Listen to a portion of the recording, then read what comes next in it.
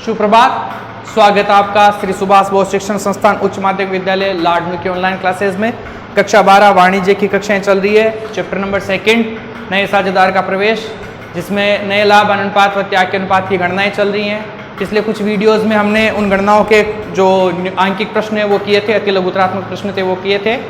आज बचे हुए आंकिक प्रश्न है वो पूरे करते हैं, और ये जो बचे हुए प्रश्न है वो थोड़े से परीक्षा की दृष्टि से महत्वपूर्ण भी है, इसलिए इनको आसानी से समझना। प्रश्न संख्या 17 की बात करते हैं। एबीसी एक फर्म में साझेदार है जो 5-3-2 अनुपात में लाभ विभाजन करते हैं। एबीसी 3 पार्टनर है। आंसर 17 ए बी सी 5-3-2 अनुपात में पार्टनर है। उन्होंने डी को लाभों में 2/10 हिस्से के लिए प्रवेश देते हैं, या दिया। डी को 2/10 हिस्से के लिए एडमिशन दिया उन्होंने, ठीक है। सी का हिस्सा पूर्ववत रहेगा, यानी सी अपने लाभों में कोई परिवर्तन नहीं कर रहा, मतलब सी कोई त्याग नहीं कर रहा। नया लाभ विभाजन अनुपात ज्ञात कीजिए।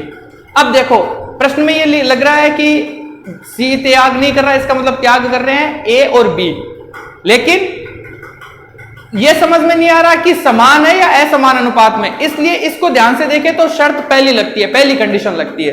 तो पहली कंडीशन में हम क्या करते हैं कि एक में से नए साझेदार का हिस्सा निकाल देते, बचा हुआ साझेदार पुराने साझेदारों में बांट देते। वही चीज यहां करनी है, लेकिन यहां केवल डी का हिस्सा नहीं निकालना, सी का हिस्सा भी अपने को उस एक में से पहले से निकाल देना है। क्योंकि सी क्या कह रहा है, वो कह रहा है कि मैं अपने लाभ में परिवर्तन नहीं करूंगा, लाभ हानि अनुपात में उसका हिस्सा वही रहेगा।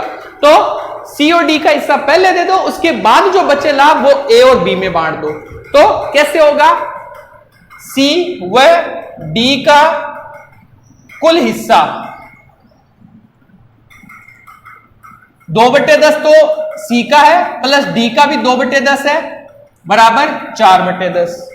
अब डी और सी का हिस्सा देने के बाद शेष लाभ कितना बचता है, शेष लाभ बराबर 1 - 4/10 बराबर 6/10।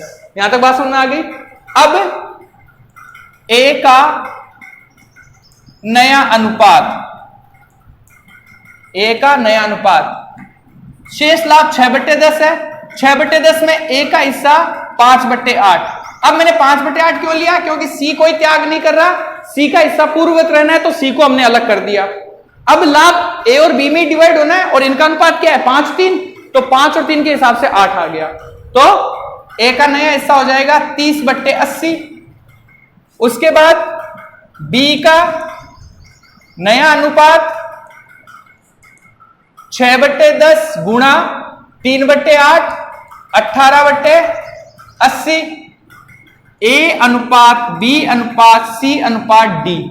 ए का आ जाएगा 30/80, बी का 18/80, और सी का है 2/10 और डी का 2/10। अब इनका हर बराबर करेंगे तो 8 से गुणा कर देंगे, या एलसीएम ले लेंगे, दोनों ही तरीके इस्तेमाल कर सकते हैं। तो 30, 18, 16 और 16 नया अनुपात ये हो जाएगा। अब चाहो तो हम इसे 2 से डिवाइड करके और छोटा या आसान कर सकते हैं। 15, 9, 8 और 8। बात आगे समझ में। अब देखो सी को पहले कितना मिल रहा था, 2/10 या 1/5। सी को पहले ये मिल रहा था, नए अनुपात में भी सी को यही मिलेगा। 15 और 9 24, 24 और 8 32, 32 और 8 40, टोटल 40 हो गए। सी का हिस्सा कितना है 8, 8/40 या 1/5। तो सी के हिस्से में कहीं कोई परिवर्तन नहीं हो रहा, सी का हिस्सा पूर्ववर्ती है। क्वेश्चन समझ में आया कि किस तरह से अपने को पहली जो शर्त है उसमें परिवर्तन कर सकता है, वो पहली शर्त में परिवर्तन करेगा, तो इस तरह से हम इसको हल कर सकते हैं। बात आगे सबके समझ में। किसी प्रकार का कोई डाउट हो तो बता देना, ठीक है।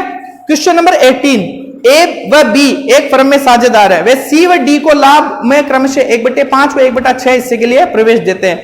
नया लाभ विभाजन अनुपात ज्ञात करो। सेम क्वेश्चन है, कुछ भी चेंज नहीं करना, सेम ही करना है। करना कैसे है, ए बी का अनुपात दिया हुआ है, सी व डी का कुल हिस्सा, सी व डी का कुल हिस्सा 1/5 व 1/6 जोड़ लेना है, ठीक है। शेष लाभ 1 माइनस वो जो हिस्सा जुड़ा हुआ है वो घटा देना है, बचे हुए हिस्से को ए और बी अनुपात में लिख देना, और बाकी सेम ही नए अनुपातों में बना के अनुपात हल कर देने हैं।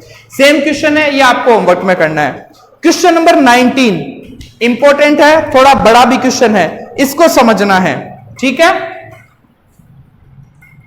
आंसर 19। इस क्वेश्चन की भाषा है वो इंपॉर्टेंट है। प्रश्न कह रहा है ए बी सी एक क्रम में साझेदार हैं 3-2-1 अनुपात में। ए बी सी 3-2-1 अनुपात में साझेदार है, ध्यान देना। डी को प्रवेश देते हैं, डी अपने हिस्से का 1/4 भाग सी से प्राप्त करता है, ए अपने हिस्से का 3/10, बी अपने हिस्से का 1/10 डी के पक्ष में त्याग करते हैं। नया लाभ विभाजन अनुपात व त्याग का अनुपात ज्ञात करो।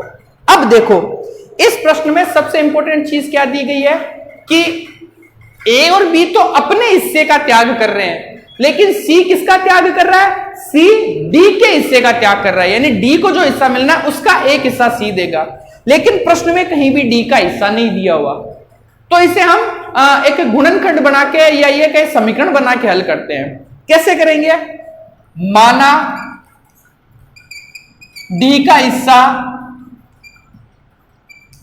बराबर एक्स, डी का हिस्सा कितना है? एक्स। अब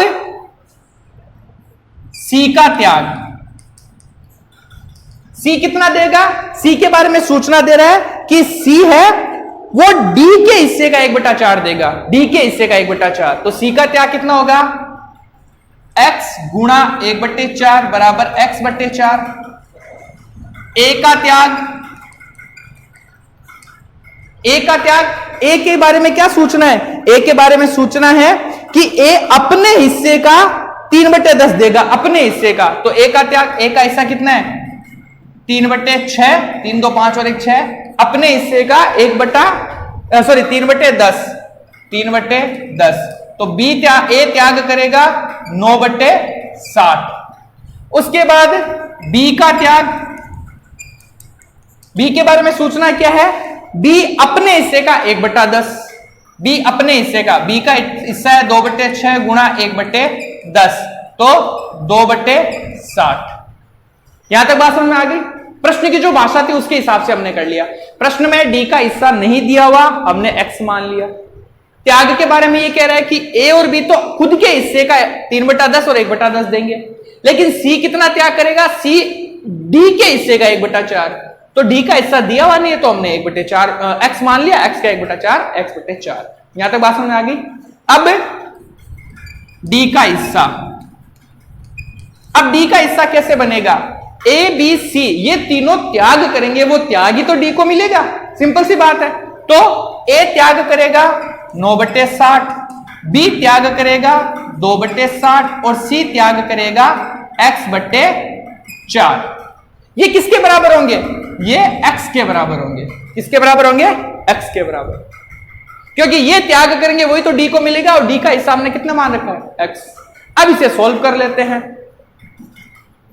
एलसीएम लिया हमने 60, 9 + 2 + 15x, 4 का भाग 60 में लगाएंगे 15 ही तो आएगा, 15x बराबर x। अब इसे समीकरण कर लेते हैं वज्र गुणा से। तो 9 2 11 + 15x, 11 + 15x बराबर 60x, बराबर 60x। 60x कैसे हुआ? वज्र गुणा से। यहां लिख देता हूं मैं, वज्र गुणा करने पर। यहां तक बात समझ में आ गई होगी, ठीक है। अब इसे हल कर लेते हैं, x की वैल्यू निकाल लेते हैं, पक्षांतरण करते हैं। 11 बराबर 60x minus 15x, 60x minus 15x, ठीक है। तो कितने हो गए? 11 बराबर 45x बट्टे 11, सॉरी बट्टे बाद में ले लेंगे। 11 बराबर 45x। अब x की वैल्यू निकालेंगे तो 11/45 बराबर x, ये इधर आ जाएगा तो भाग में आ जाएगा। तो x की वैल्यू कितनी आई? 11/45। इसका मतलब क्या हुआ? d का हिस्सा कितना है? 11/45। d का हिस्सा आ गया, ठीक है। अब त्याग अनुपात पूछा था अपने को, त्याग अनुपात निकाल लेते हैं। त्याग अनुपात त्याग अनुपात में ए और बी का त्याग तो दिया हुआ है, केवल सी का त्याग निकालना है। सी किसके हिस्से का ले रहा था? डी के हिस्से का। तो डी का हिस्सा 11/45 हमने कैलकुलेट कर लिया।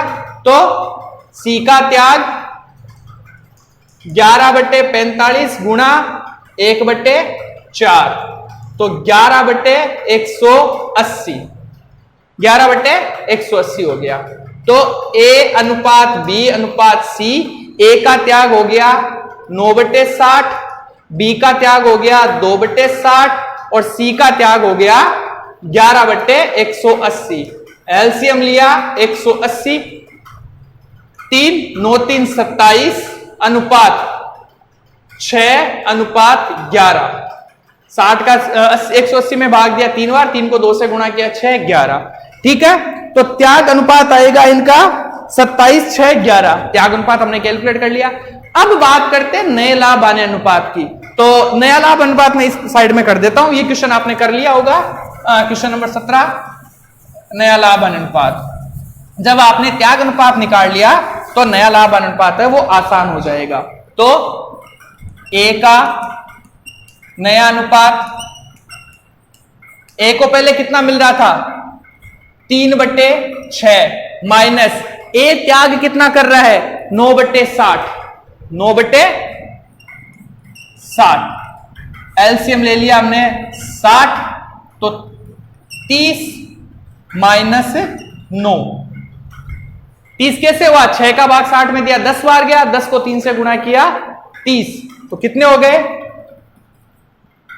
21/60। ठीक है, उसके बाद बी का नया अनुपात, बी का नया अनुपात होगा 2/6 माइनस वो कितना छोड़ रहा है? 2/60, 2/60।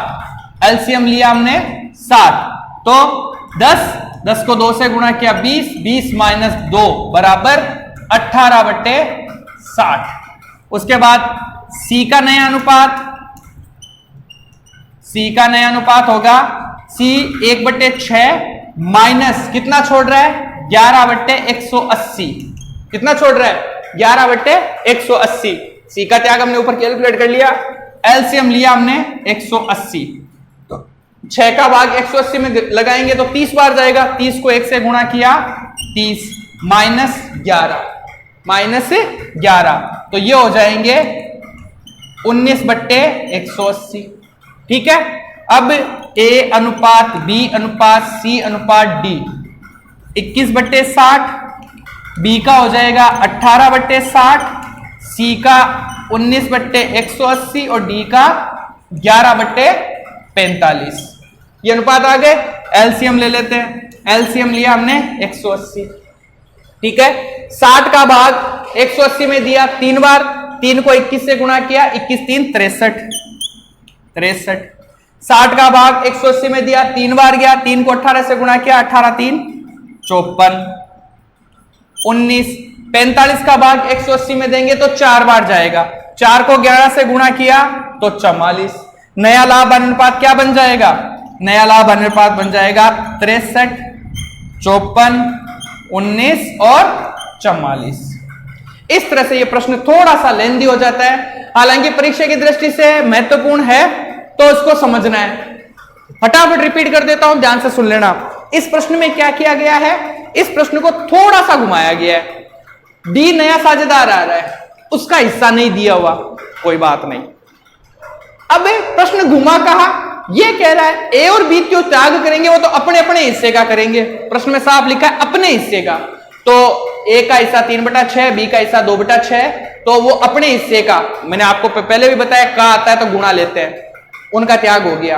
लेकिन सी के बारे में क्या कह रहे हैं? सी के बारे में कह रहे हैं कि सी डी के हिस्से का त्याग करेगा 1/4, तो डी का हिस्सा तो हमारे पास है ही नहीं, हमने x मान रखा है, तो सी का त्याग क्या हो जाएगा? x गुणा 1/4 यानी x/4 त्याग करेगा। समझ में आ गई बात? अब ये पुराने तीनों पार्टनर छोड़ेंगे, वही तो डी को मिलेगा, तो डी का हिस्सा क्या हो जाएगा? ए का त्याग, बी का त्याग और सी का त्याग बराबर डी का हिस्सा। इन तीनों का त्याग मिल गया, डी का हिस्सा बनेगा। तो हम इसको हल करते हैं, तो x की वैल्यू निकाल लेंगे। 9 + 2 + 15x/60 बराबर x। तो 11 प्लस 15x बराबर 60x, वज्र गुणा करने पर। अब यहां पर हम क्या करेंगे, पक्षांतरण कर देंगे। पक्षांतरण करेंगे तो 11 बराबर 60x और ये इधर जाएगा तो माइनस में हो जाएगा, माइनस 15x, तो 11 बराबर 45x। फिर पक्षांतरण किया तो 11 बट्टे 45 बराबर x, तो x की वैल्यू क्या आ गई, 11 बट्टे 45। x हमने क्या माना था, d का हिस्सा, तो d का हिस्सा कितना आ गया, 11 बट्टे 45। अब a और b का त्याग तो क्लियर है, शक किस पे था, डाउट किस पे था, c के त्याग पे। तो x की वैल्यू रख दो, x की वैल्यू रखी हमने 11 बटे 45 गुणा 1/4, तो 11 बटे 180, उसका हिस्सा हो गया, त्याग हिस्सा 180। और फिर हमने इन तीनों का त्याग अनुपात निकाल लिया, त्याग अनुपात 27:6:11 हो गया। अब त्याग दिया हुआ है, नया लाभ अनुपात दिया, नया लाभ अनुपात ज्ञात करना है, पुराना दिया हुआ है, तो पुराने में से त्याग अनुपात घटा देंगे, नया लाभ अनुपात आ जाएगा। तो a का पुराना था 3/6, उसमें से 9/60 उसका जो त्याग था वो घटा दिया। b का 2/6 था, उसमें से उसका त्याग 2/60 वो घटा दिया। c का 1/6 था, उसमें से उसका त्याग घटा दिया, ये आ गया। a b c d तीनों का अनुपात लिख दिया और इन तीनों के अनुपात को हमने समान कर लिया, हल कर लिया, यानी इनके जो हर थे उन हरों को इक्वल कर दिया। हरों को इक्वल किया तो 63, 54, 19, 44, ये इनका अनुपात आ गया। ठीक है, इस तरह से हमने आज लाभ अनुपात और त्याग के अनुपात की गणनाएं सीख ली है। इसके बावजूद भी अगर किसी क्वेश्चन को लेकर डाउट हो तो वही व्हाट्सएप या कॉल करके क्लियर कर लेना। आगे हम जो नेक्स्ट बिंदु था, हमने समायोजन लिखे थे 6 प्रकार के, उन 6 प्रकार के समायोजन में अगला समायोजन था ख्याति का, गुडविल का। अगले वीडियोस में हम उनकी बात करेंगे। आज के लिए इतना ही।